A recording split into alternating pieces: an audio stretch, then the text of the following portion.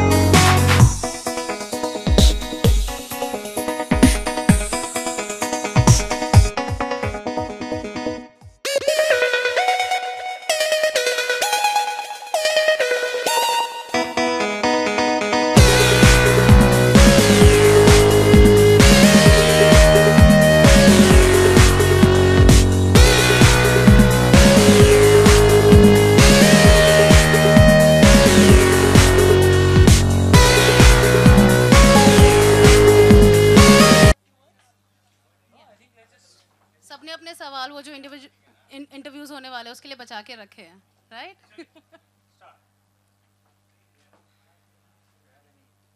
मैं पहला सवाल पूछ लेती हूँ, या ओके। रवीना, मैं जैसे ट्विटर पे आपको फॉलो करती हूँ। मेरा हो गया है। अरे मैं तो हाँ इनसे भी पूछूंगी। ये सवाल जो है वो होते हुए इनकी तरफ ही पहुँचेगा।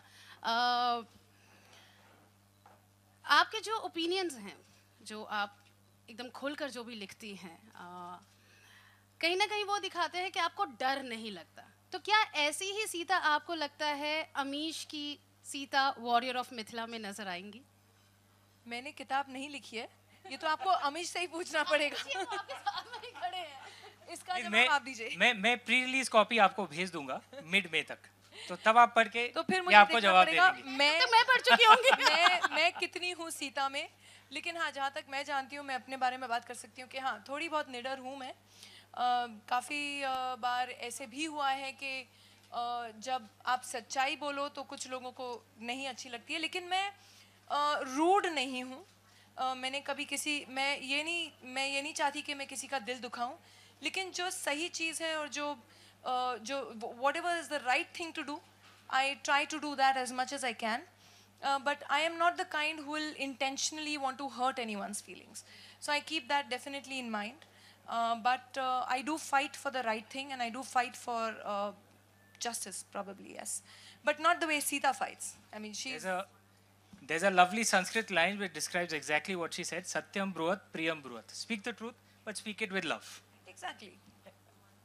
जो प्यार से चीज़ सॉल्व हो सकती है, मुझे लगता है लड़ाई झगड़े से नहीं हो सकती है। लेकिन जब अपने आप को डिफेंड करने की बात आ जाती है, तो फिर मैदान में घुस जाना चाहिए। And actually that's what this scene is about. This is actually about the kidnapping of Sita Ma.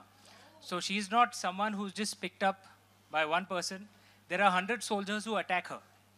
She's outnumbered, but she's an alpha female. So even when she's outnumbered 100 to 1, she's not defensive. She attacks. She charges. She breaks a few heads. She kills a few. She's outnumbered, so she loses. And hence she's kidnapped. This is actually that scene. She's attacked by 100 Lankan soldiers and she's fighting them. Yes, darling, I was waiting for you.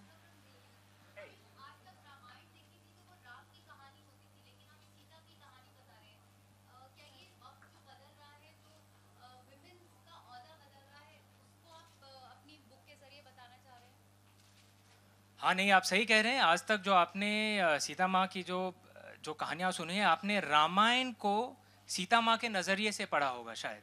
और रामायण जो शब्द रामायण जी है, वो श्री राम की कहानी है।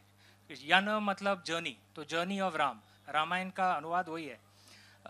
ये रामायण सीता माँ के नज़रिए से नहीं है, ये सीता माँ की कहानी है, उनके जन्म से उनके अपहरण तक, जिसमें श्री राम एक पात्र हैं जो किताब के लास्ट एक तिहाई में आते हैं। तो ये उनकी कहानी है कि वो कैसी एक योद्धा थी।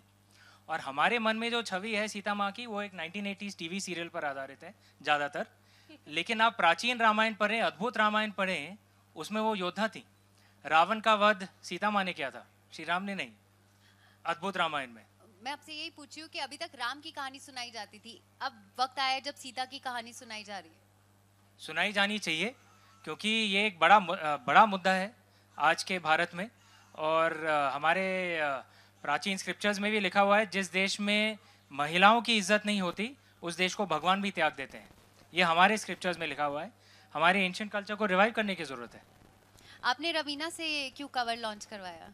क्योंकि वो एक स्ट्रॉन्ग, अग्रेसिव, सक्सेसफुल वुमन है। और मैं इस किताब में जो भी इवेंट्स हो रहे हैं, मैं सब इवेंट्स एक स्ट्रॉन्ग, सक्सेसफुल वुमेन के साथ ही कर रहा हूँ। तो जो अनाउंसमेंट हुआ था किताब का, वो स्मृति ईरानी जी के साथ हुआ था। कवर लॉन्च रवीना टंडन जी के साथ हो रहा है। और आप आगे की भी जो इवेंट्स देखेंगे, वो सब मतलब ऐसे ही इवेंट्स होंगे। All the best. Thank you. Any other question? But मतलब मैं एक मर्द तो रहूँगा। मैं लेखक हूँ तो। So sweet. Any other Thank you question? so much everybody for being here this evening. And हाँ जी, आ गए?